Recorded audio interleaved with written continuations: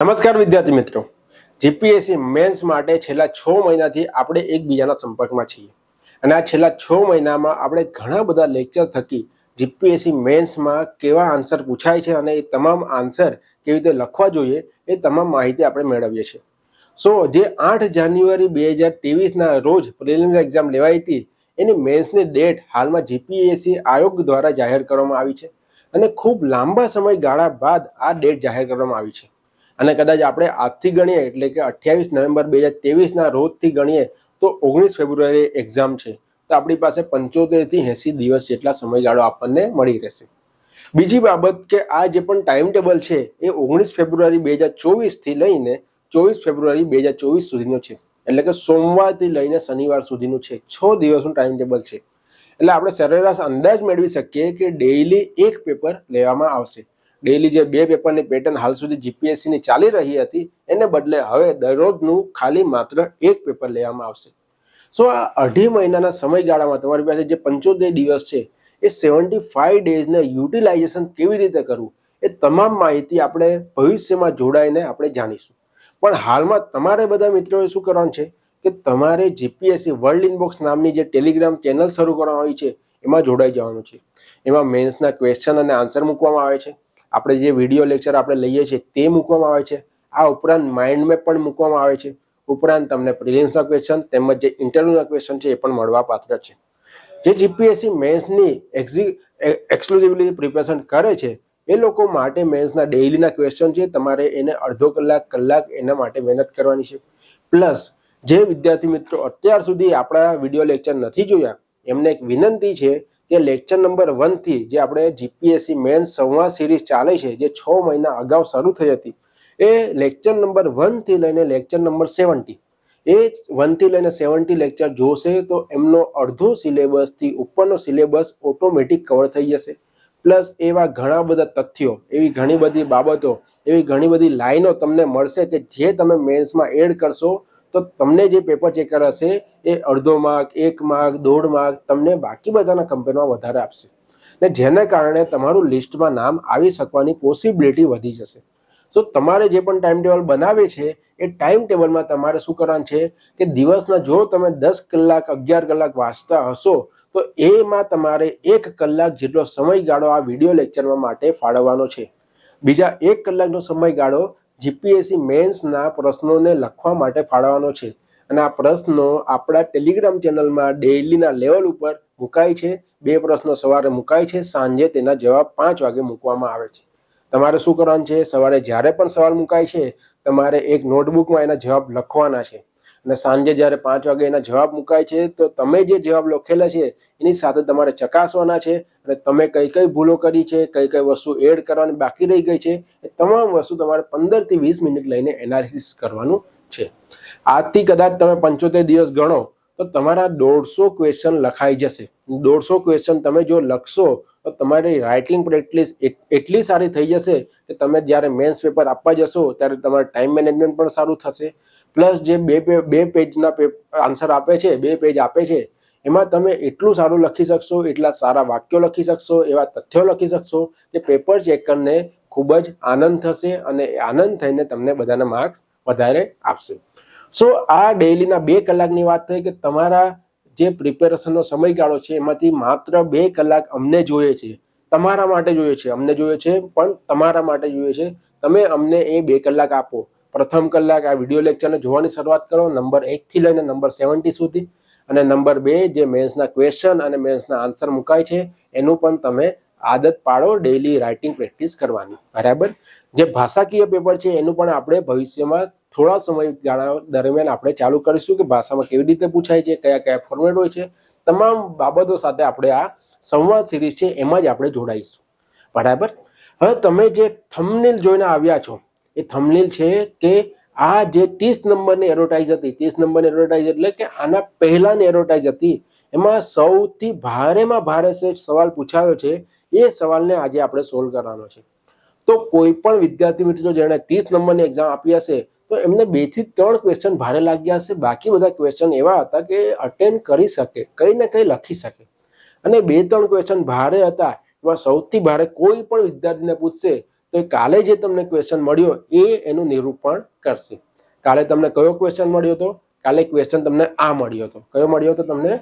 કે એક માણસ હીરો છે એટલા માટે નહીં કે તે બીજા કરતા બહાદુર છે, પરંતુ એટલા માટે કે તે 10 મિનિટ વધુ બહાદુર છે. આ ક્વેશ્ચન જે છે ને નીતિશાસ્ત્રનો ક્વેશ્ચન છે, GS2 માં પૂછાયેલો ક્વેશ્ચન છે. અને આ ક્વેશ્ચન ઇંગ્લિશમાં કદાચ આપણે જોઈએ તો ઇંગ્લિશમાં ક્વેશ્ચન હતો, A man is a hero not because he is braver than anyone else, but because he is braver for 10 minutes longer. આ રાલ્ફ ઇમર્સનનું સેન્ટેન્સ છે, બરાબર. હવે આપણે આ સેન્ટેન્સને ડીકોડ કરીએ. પ્રથમ તો હું વિચારું કે હું એક્ઝામ હોલમાં બેઠો છું અને જ્યારે પણ હું એક્ઝામ હોલમાં બેઠો છું ત્યારે આ પ્રશ્ન મારી પાસે આવે છે. મારે 10 માર્કનો ક્વેશ્ચન છે, 10 માર્કમાંથી મેક્સિમમ માર્ક્સ લેવાના છે, પ્લસ મારી પાસે 12 મિનિટથી 15 મિનિટનો સમયગાળો છે. એ 12 મિનિટથી 15 મિનિટના સમયગાળામાં મારે ક્વેશ્ચનને ડીકોડ કરીને લખીને મારે ખતમ કરવાનો છે. તો હવે એની પ્રોસિજર શું રહેશે? સૌથી પહેલા તમારી પાસે આ ક્વેશ્ચન આવે છે, તો આ ક્વેશ્ચન આવે ત્યારે તમારે એને બ્રેન સ્ટોર્મિંગ કેવી રીતે કરવાનું છે, એને તમારે જોવાનું કેવી રીતે છે કે આ શું કહેવા માંગે છે. ચલો હવે આપણે એક પછી એક એને ડીકોડ કરવાનું ચાલુ કરીએ કે આને કેવી રીતે આપણે કરવાનું છે. તો વિચારો કે એક માણસ હીરો છે. એક માણસ હીરો છે એટલા માટે નહીં કે તે બીજા કરતા બહાદુર છે, એટલે કે એ માણસ છે અને બી માણસ છે. આ રીતે તમે એક્ઝામ્પલ લો. એ માણસ વધારે બહાદુર છે, એટલે વધારે બહાદુર એટલે એના બાવડામાં વધારે તાકાત છે, એ જીમ કરીને આવે છે, માનો કે એના સિક્સ પેક છે, માનો કે એનામાં બોડી વધારે છે, તો એટલા માટે આની બોડી વધારે છે. બોડી વધારે એટલે જાડિયો એવું નથી કહેતો, એમના મેદસ્વીતાના આધારે નથી કહેતો, પરંતુ એ જે જીમ કરે છે, એમના સિક્સ પેક છે, એ પ્રમાણે કહું છું કે એની બોડી બહુ સારી છે, બરાબર. તો એવું કહેવામાં છે એટલા માટે નથી કે બીજા કરતા બહાદુર છે, પરંતુ આ એ અને બી ને કમ્પેરિઝન કરશું તો બી બહાદુર કેવા છે? અહીંયા આ સેન્ટેન્સમાં ના પાડી છે કે બી બહાદુર નહીં કહેવાય, પરંતુ શું લખ્યું છે કે પરંતુ એટલા માટે તે બહાદુર છે કારણ કે 10 મિનિટ તે વધારે બહાદુર છે. હવે આનાથી શું સમજવું? આનાથી શું સમજવું કે 10 મિનિટ વધારે બહાદુર છે એટલે આ શું કહેવા માંગે છે કે એ વ્યક્તિ છે અને બી વ્યક્તિ છે. બી વ્યક્તિ કદાચ આપણે માની લઈએ કે આમને સિક્સ પેક છે, આમની બોડી બહુ જ સારી છે, પરંતુ શું બી બહાદુર છે? તો આ વાક્યમાં ના પાડે છે કે ના, એ બહાદુર એટલે નથી કે ભાઈ એનામાં બોડી વધારે છે એટલે હીરો નથી કારણ કે એ વધારે બહાદુર છે, એ નથી, પરંતુ એ 10 મિનિટ વધારે બહાદુર છે. મિનિંગ શું કે એ છે એ 10 મિનિટ વધારે બહાદુર છે એવું કહેવામાં આવે છે. એટલે આ છે, આ કોણ છે? હીરો છે. સો આનો મિનિંગ તમે ડીકોડ કરવા જશો, 10 મિનિટ એટલે શું કે લાંબા સમય સુધી ટકી રહે છે. કોઈ વ્યક્તિ લાંબા સમય સુધી ટકી રહે કારણ કે 10 મિનિટ વધારે બહાદુર છે એટલે હીરો છે. એનો મિનિંગ કે 10 મિનિટ વધારે સમય સુધી ટકી રહે. 10 મિનિટ વધારે સમય સુધી ટકી રહે એને આપણે કદાચ નીતિશાસ્ત્રના પરિપ્રેક્ષમાં જોશું તો એનો મિનિંગ થાય છે કે લગનથી અથવા તો ખંતથી મહેનત કરે છે. લગનથી અથવા તો ખંતથી મહેનત કરે છે. આ પ્રમાણે આપણે નીતિશાસ્ત્રમાં જોશું તો એનો મિનિંગ થશે લગનથી ખંતથી મહેનત કરે છે. હવે જે પ્રમાણે આપણે સમજ્યા એ પ્રમાણે એ વ્યક્તિ અને બી વ્યક્તિની બોડી છે, એને સિક્સ પેક છે, બરાબર, પરંતુ આ હીરો છે, આ હીરો નથી. હીરો કોણ છે? એ હીરો છે. કેમ હીરો છે? કારણ કે એ 10 મિનિટ વધુ બહાદુર છે. 10 મિનિટ વધુ બહાદુર મિનિંગ શું થયો કે વધુ લગનથી, વધુ ખંતથી મહેનત કરે છે. અને લગન અને ખંત માટેનો જે અંગ્રેજી શબ્દ છે એ છે પરસેવરન્સ. પરસેવરન્સ. સો આ રીતે તમારે ડીકોડ કરવાનું છે પહેલા કે જે વાક્ય આપ્યું છે એ વાક્ય શું કહેવા માંગે છે. આ વાક્ય આપણે વાંચીએ છીએ, આપણને ખબર નથી કોના દ્વારા લખાયું છે, પણ આ વાક્ય જે છે એકચ્યુઅલમાં જોવા જશું તો રાલ્ફ ઇમર્સન છે એમના દ્વારા લખાયું છે. અને એમની એક બુક છે હીરોઇઝમ. હીરોઇઝમ નામની એક બુક છે, એમના આખું બુકનું ટાઇટલ છે હીરોઇઝમ એન એસે. તો આ બુકમાં આ વાક્ય લખાયું છે. એ બુકમાં એ રીતે સંદર્ભ આપવામાં આવ્યો છે કે કોઈ પણ વ્યક્તિ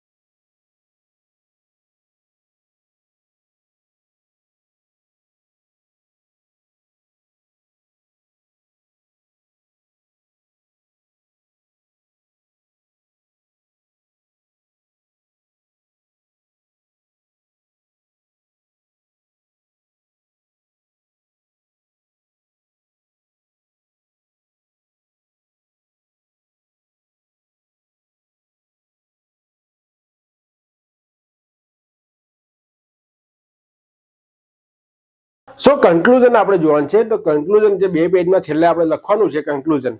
તો કન્ક્લુઝન પણ જે પ્રશ્નની રૂપરેખા છે એ પ્રમાણે આપણે કન્ક્લુઝન લખવાનું છે કે એના સપોર્ટમાં અને થોડી એવી નિંદા. તો કન્ક્લુઝનમાં આપણે એ રીતે લખી શકીએ કે દરેકના જીવનનું જ્યારે પણ હીરો બનવાનું ધ્યેય હોય છે તો એના પરિપ્રેક્ષ્ય અલગ અલગ હોય છે. પરંતુ આ સવાલમાં અથવા તો આ સુવાક્યમાં રાલ્ફ ઇમર્સન દ્વારા કહેવામાં આવ્યું છે કે કોઈ પણના જીવનમાં ધ્યેય પ્રાપ્ત કરવો હોય, સફળતા પ્રાપ્ત કરવી હોય તો એના માટે લગન અને ખંતની ખૂબ જ જરૂરિયાત છે. પરંતુ એ જરૂરી નથી કે જીવનમાં સફળતા મેળવવા માટે માત્ર લગન અને માત્ર ખંતની જરૂરિયાત છે. એ ઉપરાંત જે દર્શાવેલા બીજા ગુણો છે એની પણ જીવનમાં જરૂરિયાત છે. તો આ મુજબ જે ખંત અને લગન છે એ ખૂબ જરૂરી ગુણ છે, ઉપરાંત અન્ય ગુણો પણ જરૂરી છે. આ પ્રમાણે તમે કન્ક્લુઝન લખીને પ્રશ્નને એન્ડ કરી શકો છો. સો આ પ્રશ્ન જે આપણે કહેવાય છે કે એડવર્ટાઇઝ નંબર 30 એટલે કે લાસ્ટ યરની જે મેન્સ છે એમાં સૌથી ભારેમાં ભારે પ્રશ્ન કહેવાય છે. એને કેવી રીતે ડીકોડ કરવું એ આપણે આજે અડધો કલાકના લેક્ચરમાં શીખ્યા. હવે આજે મેં તમને 2 કાર્ય આપ્યા છે, 2 તમને ટાસ્ક આપ્યા છે. જે પણ મેન્સ છે અથવા જે પણ મેન્સની તૈયારી કરે છે એવા વિદ્યાર્થી મિત્રો કે તમારી પાસે 75 દિવસનો ટાઈમ છે. તો 75 દિવસમાં તમારે શું કરવાનું છે કે ડેઈલી જે આપણે 10 વાગે સવારે મેન્સના 2 ક્વેશ્ચન મૂકીએ છીએ એના સવાલના જવાબ લખવાના છે, 5 વાગે ચેક કરવાના છે. 75 દિવસમાં 150 ક્વેશ્ચન તમારે લખીને તમારી પાસે રેડી થઈ જશે. તમને ખબર પડી જશે કયા વર્ડ અંદર એડ કરવાના, કયા વાક્ય અંદર એડ કરવાના, એની છણાટ કેવી રીતે રાખવાની, એની અલગ અલગ ભાગ કેવી રીતે પાડવાની, તમામ વસ્તુ તમને ખબર પડી જશે. તો ડેઈલીના તમારા 10 કલાક 8 કલાકનું જે પણ ભણતર છે એમાંથી 1 કલાક તમારા સવાલ જવાબ માટે કાઢવાનો છે. બીજો 1 કલાક શેના માટે કાઢવાનો છે? જીપીએસસી મેન સંવાદ સિરીઝના 70 લેક્ચર હજી સુધી થઈ ગયા છે. આ આપણો 71મો લેક્ચર છે, 71મો. તો 70 લેક્ચર તમારે ડેઈલી 1 કલાકનો એ લેક્ચર જે હોય છે, કેટલાક લેક્ચર 25 મિનિટના, કેટલાક 35 મિનિટના, કેટલાક 1 કલાકના, એ રીતે અલગ અલગ ટાઈમના લેક્ચરો આવે છે. તો એ તમામ લેક્ચરો તમારે 70 દિવસમાં એ તમામ લેક્ચરો તમારે જોવાના છે. એના લીધે તમારું જે કન્ટેન્ટ છે, કન્ટેન્ટ ખૂબ જ રીચ થઈ જશે. વિવિધ તથ્યો એ તથ્યો તમારા થકી પહોંચી શકશે અને તમામ તથ્યો, તમામ વાક્યો, તમામ જે કન્ટેન્ટ તમે શીખશો એ મેન્સની પરીક્ષામાં ખૂબ જ ઉપયોગી બની રહેશે. સો આ 2 ટાસ્ક તમારે કરવાના છે અને 2 કલાકનો સમયગાળો તમારે અમને આપવાનો છે તમારા માટે. બરાબર? સો આ વાત આપણે કરી. આજના પ્રશ્નનો જવાબ તમને બધાને સમજ પડી હશે અને આ પ્રશ્નના જવાબમાં મેક્સિમમ માર્ક કેવી રીતે મેળવાય છે એ તમામ વિગતો આપણે જોઈ. તમામ વસ્તુ આપણે એમાં આખી વસ્તુ કે કઈ રીતે આપણે એને એડ્રેસ કરવાની બધી વસ્તુ જોઈ. સો આ તમે અડધો કલાક સુધી જોયું એના માટે અને નિહાળ્યો તેમજ તમે બધી વસ્તુ શીખ્યા તેના માટે ખૂબ જ ખૂબ ધન્યવાદ. અને આવતા લેક્ચરમાં આપણે વિવિધ બીજા ક્વેશ્ચનને આપણે એડ્રેસ કરીશું. આપણે વીકમાં 3 વખત મળીએ છીએ અને 3 ક્વેશ્ચનને સોલ્વ કરીએ છીએ. તો આ રીતે આપણે ભવિષ્યમાં ખૂબ લાંબા સમયગાળા સુધી મળતા રહેશું અને ફેબ્રુઆરી સુધી તમારે જોઈન્ટ રહેવાનું છે કમ્પલસરી અને આ જે લેક્ચર લિસ્ટ છે એને ફોલો કરવાની છે. તો આપણે ફરી મળીશું. ત્યાં સુધી જય હિન્દ, જય ભારત.